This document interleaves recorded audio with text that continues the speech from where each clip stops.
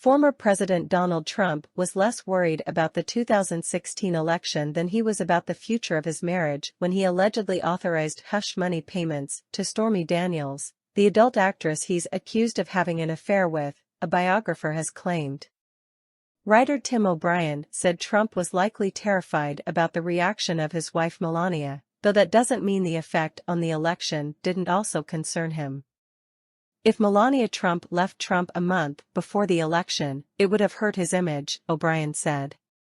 Speaking to MSNBC on Monday, O'Brien recalled that the ex-president's former lawyer Michael Cohen has a recording of Trump associated with the Stormy Daniels hush money payments in which Trump tells Cohen to coordinate everything with Trump Org CFO Alan Weisselberg.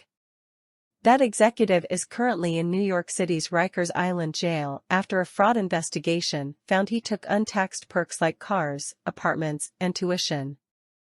This isn't only hearsay, O'Brien explained, they have Trump on tape asking someone to commit a crime.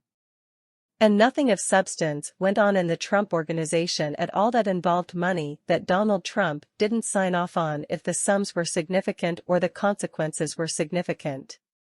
O'Brien went on to explain that he thinks Trump was legitimately scared of his third wife and more news about his notorious affairs coming out. I think he was also worried about his marriage getting blown up, he said. Donald Trump has a long history of cheating on his wives, and I think he probably was more afraid at that point of Melania Trump than he was of the electorate. So, he had the motivation to try to get this out of the way. I think the larger issue here is, what are we expecting to get out of this particular case? I think all of the lawsuits targeting Trump that are in play right now, his critics, I would include myself among them, hope that Trump is brought to some sort of justice before 2024. I don't know that this case is going to satisfy anybody who is tired of Donald Trump spending years avoiding the rule of law. I think there's a standard here in which he should be held to the same standards as everybody else. He also remarked that the Supreme Court has already decided in the Trump taxes case that he is not above the law.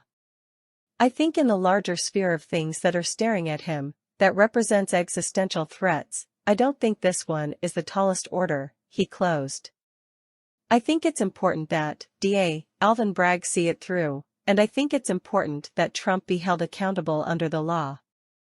But I don't think the DOJ, sees this particular case as the meatiest thing they can lay at his feet.